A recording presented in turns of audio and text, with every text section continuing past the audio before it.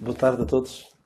É um prazer para mim estar aqui nesta igreja. Eu não me canso de o dizer, uma igreja que ainda é, mas noutro tempo em que era fulcral para a minha vida espiritual, para o fortalecimento da minha fé, uma igreja que foi muito importante para mim. Recordo-me com bastantes saudades do estudo aos Colossenses, que fizeram aqui há 20 e tal anos, lembro perfeitamente. Nosso irmão Martins ler sempre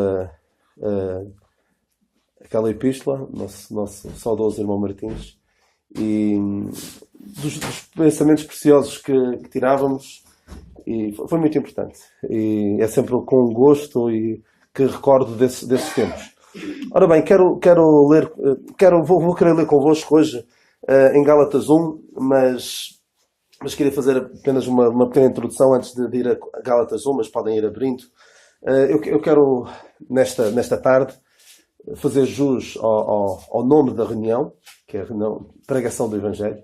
E dou graças a Deus porque igrejas como a Igreja Alvar fazem questão de continuar a pregar o Evangelho. Porque a experiência que temos tido ao longo... Tenho aqui vários irmãos mais velhos do que eu. Nós, por vezes, partimos do princípio que as pessoas, só porque já ouvem o Evangelho há muito tempo, e estão há muito tempo nas nossas igrejas, são todos crentes. Mas a experiência tem-nos mostrado que, por vezes, pessoas que nós pensamos toda uma vida que eram do Senhor e não eram. Por isso, precisamos continuar a pregar o Evangelho. Porque nunca sabemos quando é que o Senhor pode tocar verdadeiramente no coração de alguém para tomar esta decisão, que é a decisão mais importante da vida de qualquer um. E se eu perguntar, não precisam responder, porque eu acho que sei qual é a resposta. Aqueles que já são do Senhor, se há alguma decisão mais importante que tenham tomado na vossa vida. É a decisão mais importante. E para quem não toma esta decisão por Cristo, de aceitar a salvação que há unicamente através da obra redentora da morte, sepultamento e ressurreição do Senhor Jesus Cristo, para essas pessoas não há esperança. Não podemos dar esperança nenhuma. Por isso é que é difícil irmos a funerais de pessoas que nós, tanto quanto percebemos, nunca se decidiram por Cristo. É difícil, porque não temos nenhuma palavra de consolação para dar aos familiares daquela pessoa que partiu. Não podemos fazer como há cerca de um ano o chefe máximo da Igreja Católica respondendo a uma pergunta de uma criança que lhe perguntava se o seu pai, que era ateu e que tinha morrido, poderia ter ido para o céu.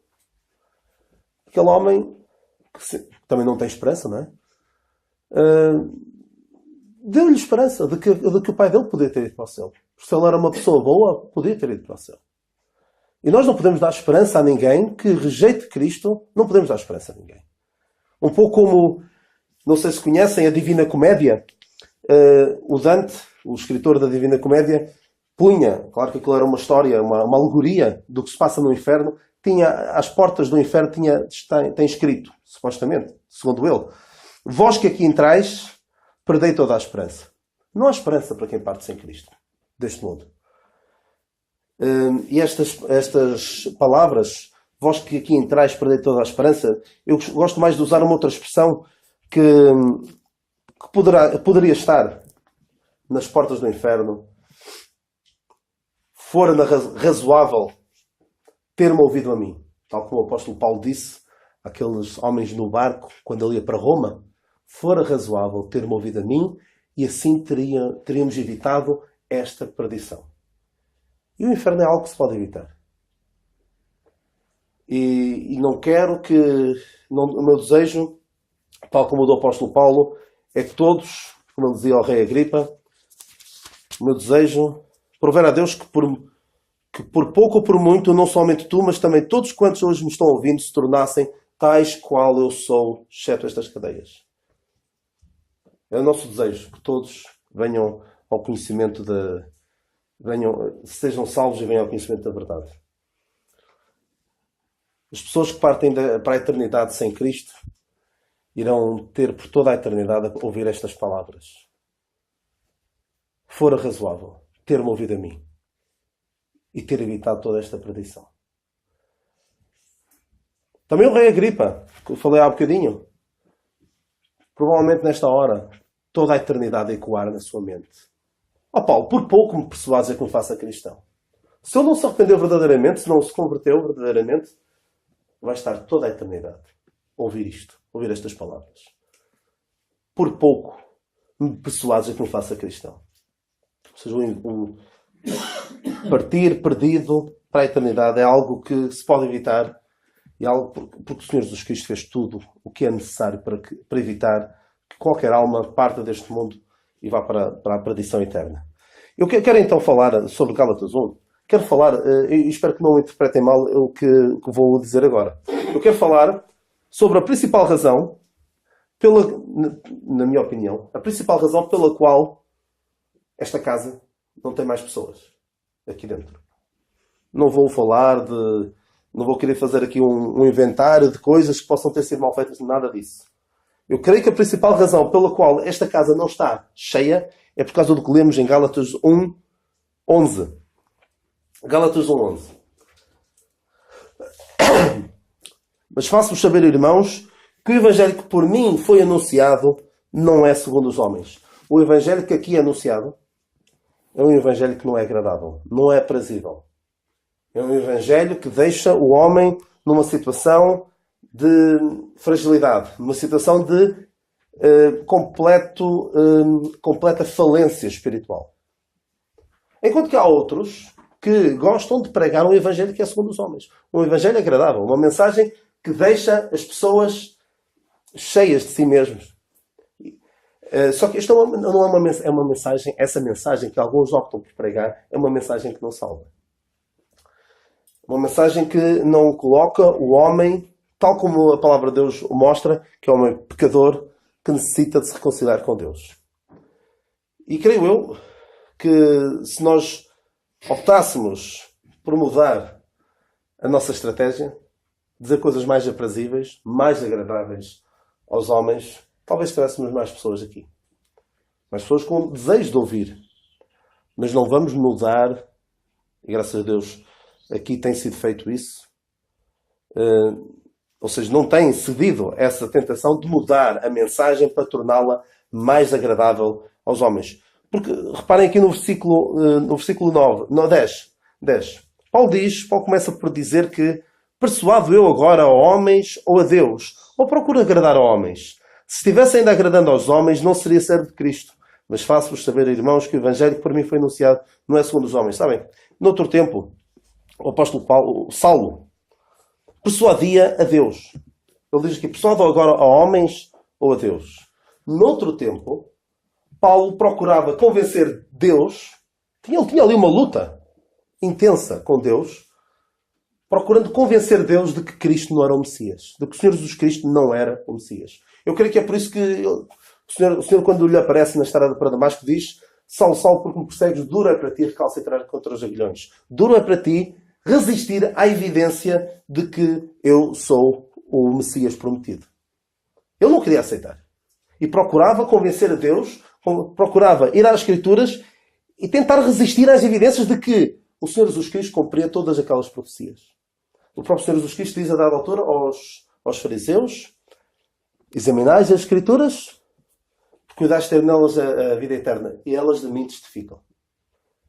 Era tão claro olhar para o que as profecias diziam e ver como aquilo encaixava perfeitamente na pessoa e na obra do Senhor Jesus Cristo. Mas Saulo, na altura, tentava resistir, procurava persuadir a Deus. Procurava convencer Deus. Tinha uma luta intensa contra Deus. Ele, como diz o apóstolo Paulo aos Efésios, ele tinha, como fala dos gentios, estava entenebrecido no entendimento, separado da vida de Deus pela ignorância que há neles, pela dureza do seu coração. Paulo já tinha estado dessa maneira, como nós vemos muitos hoje em dia. Resistem àquilo que Deus diz. E Paulo, na altura Saulo, resistia, procurava convencer Deus, e foi preciso cair do cavalo. Literalmente e figuradamente, precisou de cair do cavalo na estrada para Damasco para mudar por completo a sua maneira de agir. E então ele passou não a tentar convencer Deus, mas agora a procurar convencer os homens. Há uma passagem que certamente muitos de vós conhecem, É a passagem que Paulo diz: sabendo o temor que se deve a Deus, persuadimos os homens à fé. Segundo aos Coríntios 5:11, assim que sabendo o temor que se deve ao Senhor, persuadimos aos homens à fé. Mas sabem, é isto que nós vamos fazer. Persuadir os homens à fé. Procurar convencer pela palavra de Deus a aceitarem a salvação que Deus oferece. Mas infelizmente, aqui apenas um pequeno parênteses, infelizmente alguns que em vez de procurarem persuadir os homens de que Deus está certo e que eles estão errados, alguns que fazem o contrário. Parece que, e nós temos assistido a algumas situações próximas disso, infelizmente até no meio das igrejas, pessoas que a palavra de Deus diz uma coisa, mas parece que tentam convencer Deus. Não é bem assim. Outras traduções dizem outra coisa. Isso era apenas uma questão de tradição. E perante uma situação, e por vezes de pecado declarado, preferem tentar convencer Deus de que as coisas não são bem como a Bíblia diz. Citando, fazendo uma leitura diferente do que tem aqui neste capítulo 5, versículo 11, de 2 aos Coríntios. Assim, sabendo o temor que se deve aos homens, persuadimos a Deus. Seja, tentamos pensar que convencemos Deus de que aquilo que é pecado não é pecado. E não façamos isso. Não cometamos o erro que Saulo cometia no outro tempo. Tentar convencer Deus. Isso é terrível, mas há alguns que o fazem.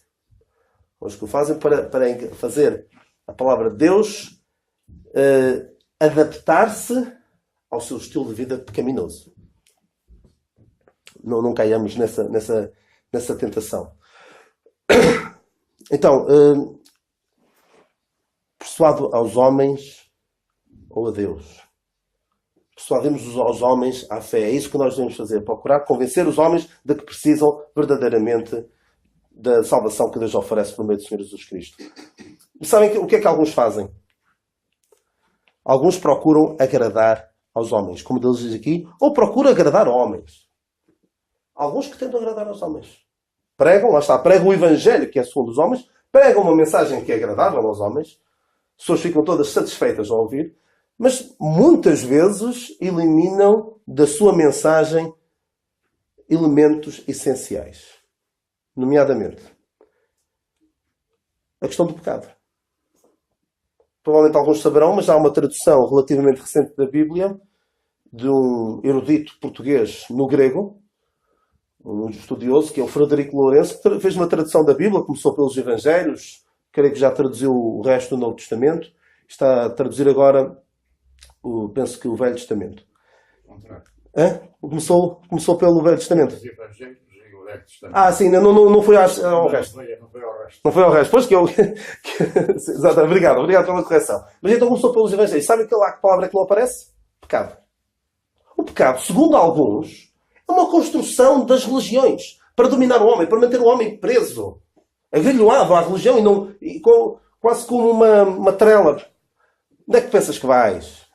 Anda cá, que tu não podes ir a lado nenhum porque tens pecado. Tens de vir aqui para te manteres na esfera de uma certa proteção divina.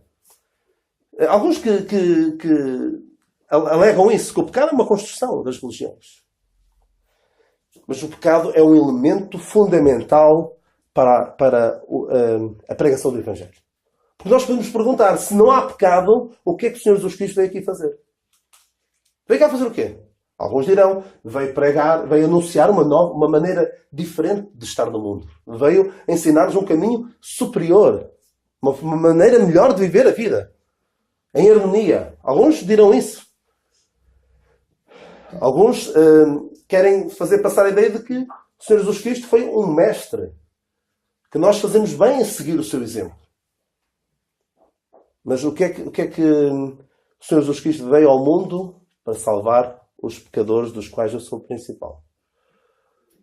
Porque às vezes eu ouço pessoas a falar de Cristo, do que Cristo fez, e dá a sensação de que A história de Cristo é extraordinária. Belíssima.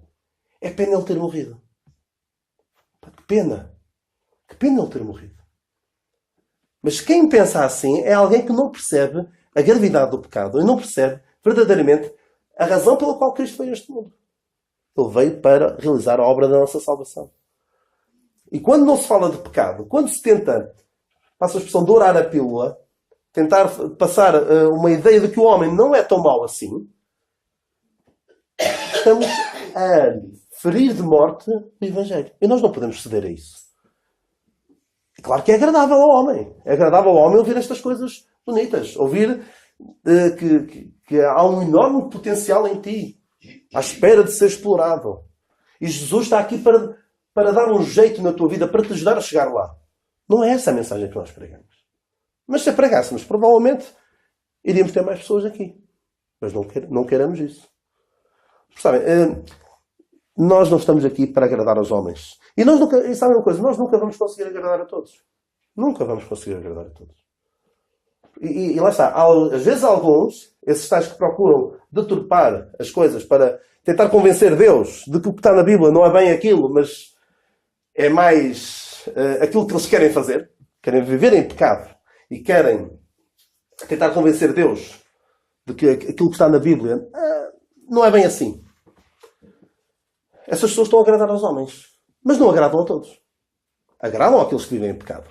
Mas não agradam àqueles que querem viver de uma forma pia. E querem que a vida dos crentes seja uma vida de santidade. Então, agradam a uns, mas não agradam aos outros. Nós nunca vamos agradar a todos. E como dizia um irmão nosso, tu nunca vais agradar a todos. Por isso prega a palavra de Deus. Anuncia o que a palavra de Deus diz. Vocês provavelmente conhecem aquela história do velho, da criança e do burro. Em que iam numa viagem, os três, e a criança ia montada em cima do burro, e o velhinho conduzia o burro. Passaram por um grupo de pessoas, as pessoas acharam indigno aquela criança estar em cima do burro, estando o velho, coitadinho, mais idoso. A criança não respeitava o senhor velhinho. Então o velhinho disse, olha, realmente se calhar eles têm razão, anda cá para baixo e eu vou lá para cima. Passado um bocado passaram por outras pessoas. Provavelmente vocês conhecem a história. Mas a seguir, algumas pessoas viram o velhinho em cima e a criança em baixo. Oh, aquele velhinho não tem respeito nenhum pela criança, coitada, vai ali a cansar-se. Então eles mudaram de ideias, então passaram a ir os dois para cima do burro, não é? Passaram por alguns defensores dos direitos dos animais. Coitado do burro, vai suportar o peso de duas pessoas, não há direito. Então foram os dois para o chão. Passaram por outras pessoas e disseram, olha que desperdício, o burro tão saudável e não vai ninguém em cima deles. Então a solução foi os dois pegarem a peso no burro para ver se conseguiam agradar a todos. Nós nunca vamos agradar a todos. Nunca. Por isso, procuremos agradar a Deus. Não vamos agradar aos homens. Atenção. Agora quero fazer aqui um alerta. Não vamos ser desnecessariamente desagradáveis na exposição do Evangelho. Porque há alguns que o são. Alguns que parece que têm um certo prazer em mostrar aos outros que são pecadores. Só pelo prazer de mostrar uma certa superioridade moral em relação aos outros. Não. Não o devemos fazer. Devemos procurar ser agradáveis em tudo. E mesmo ao expor o Evangelho, temos consciência de que nós também já lá estivemos. E ter cuidado de dizer, eu próprio sou o principal dos pecadores. Cristo Jesus veio ao mundo para salvar os pecadores, dos quais eu sou o principal. A única diferença entre mim e um pecador perdido, a diferença fundamental é que ele não reconhece o seu estado de pecador. Não sou eu que sou melhor. Não vivo uma vida melhor do que a dele. Eu costumo dizer uma coisa, se depois acharem que eu estou a dizer alguma barbaridade, digam-me sinceramente, mas eu costumo dizer, e se eu estiver a dizer mal, agradeço que me digam, que é para parar de dizer. Eu não conheço ninguém que eu tenha consciência de que peque mais do que eu. Não há ninguém que eu conheça, olha, eu sei, ele peca mais do que eu. Porque eu tenho consciência de quanto eu peco. Eu não sou salvo. Eu sou salvo pela graça de Deus. Eu não sou salvo porque me destaquei dos outros. Porque sou melhor. De maneira nenhuma. E nós devemos deixar isso bem claro quando expomos o Evangelho. Nós não fomos salvos porque sermos melhores do que os outros. De forma alguma. Somos salvos porque reconhecemos a nossa incapacidade de agradarmos a Deus para nós mesmos. Portanto, cuidado com o ser desnecessariamente desagradável. Porquê? Porque Paulo, claro que ele diz aqui, ou procura agradar aos homens. Ele, noutra passagem, diz que sim. Alguns são capazes de estar a pensar nessa passagem. 1 Coríntios 10:33, não é? Ele procurava agradar a todos. Parece um bocado estranho, não é? 1 Coríntios 10:33. Como também eu em tudo agrado a todos, não buscando o meu próprio proveito, mas o de muitos para que se possam salvar. Ele procurava fazer tudo por tudo para salvar as pessoas. Procurava estabelecer pontos de contacto com as pessoas para poder expor-lhes o Evangelho. Ele, por exemplo, quando foi a Atenas, o que se calhar alguns de nós nos apeteceria fazer, quando o apóstolo Paulo chegou ao Areópago, se fosse como alguns de nós, como eu, chegava ali e tinha vontade de pegar, fazer um azorrague de cordas como o Senhor e destruir aquela idolatria toda que para ali ia. Se calhar era a nossa vontade. Podemos pensar, eu estou a fazer uma grande coisa porque o Senhor também fez isto. Mas não, ele procurou aproveitar uma oportunidade extraordinária para expor o Evangelho. Pegou no altar ao Deus desconhecido. Claro que aproveitou para dizer, vos vejo um pouco supersticiosos. Em tudo vos vejo um pouco supersticiosos. E expôs-lhes o Evangelho. E podemos pensar que se converteram ali centenas de pessoas. Mas não se terão convertido muitos. A Bíblia fala de dois em particular, Damaris e Dionísio. Todavia chegaram alguns varões a ele e creram, entre os quais foi Dionísio e Damaris. Houve alguns que creram. Mas o apóstolo Paulo procurou estabelecer algumas pontes entre ele e o seu interlocutor para poder expor o Evangelho. E graças a Deus por isso. Ele sabia até onde é que podia ceder a algumas coisas para poder alcançar mais facilmente os descrentes. Um exemplo disso, creio eu, posso estar errado, mas creio eu, por exemplo, o apóstolo Paulo circuncidou Timóteo. Porque ele provavelmente percebia que se não circuncidasse Timóteo, poderia não ter tanta facilidade em chegar a algumas pessoas, como tendo Timóteo circuncidado. Possivelmente. Ele procurava agradar a todos, mas nunca comprometendo a mensagem. Nunca mudando o essencial da mensagem do Evangelho. E nós podemos aprender com ele, nunca adulterando a mensagem, mas procurando ver como nós podemos chegar às pessoas. Ele diz, procura agradar aos homens. Se estivesse ainda agradando aos homens, não seria servo de Cristo. Ele, noutro tempo, procurava agradar aos homens. Ele, noutro tempo, Paulo, não noutra vida, mas sim, de certa forma, noutra vida antiga, ele era Saulo, doutor da lei, fariseu de fariseus. E pode parecer um bocado estranho, mas quando ele pregava a lei, ele agradava aos homens. O homem, a carne religiosa do homem gosta que lhe digam, faz isto, para poderes agradar a Deus, para poderes alcançar a salvação. E uma boa prova disso, de como o homem gosta que lhe digam coisas para fazer, é que quando o Senhor deu a lei a Moisés, eram centenas de leis, e quando o Senhor Jesus Cristo veio à Terra, o que é que os fariseus tinham feito? Tinham acrescentado mais regras em cima das leis que Deus tinha dado. O homem religioso nunca está satisfeito com as regras. Está sempre disposto a acrescentar mais regras àquilo que a palavra de Deus diz. O homem gosta que lhe mandem fazer coisas. O homem quer, de alguma forma, contribuir até para a obra da sua redenção. E esta é a catástrofe na vida de muitas pessoas. Se lhes perguntamos, e por vezes isto até acontece, pessoas que já ouvem o Evangelho há algum tempo. Por isso é que nós temos que continuar a pregar o Evangelho. Se lhe perguntamos, já te converteste? Já estás salvo? Alguns são capazes, e atenção, apesar de ouvirem várias vezes o Evangelho, são capazes de nos responder, estou a fazer por isso. É terrível ouvir uma resposta destas, não é? Porque o homem sente uma necessidade intensa de contribuir de alguma forma para ser salvo. E é terrível. Tantas almas que, com zelo por Deus, mas sem entendimento, que partem para a eternidade perdidas porque pensam que podem fazer algo para contribuir para a obra da sua salvação. Há uma história que se conta de um crente a quem lhe perguntaram, atenção, esta resposta foi dada porque havia tempo para explicar a resposta. Então alguém perguntou a um crente: o que é que eu posso fazer para ser salvo?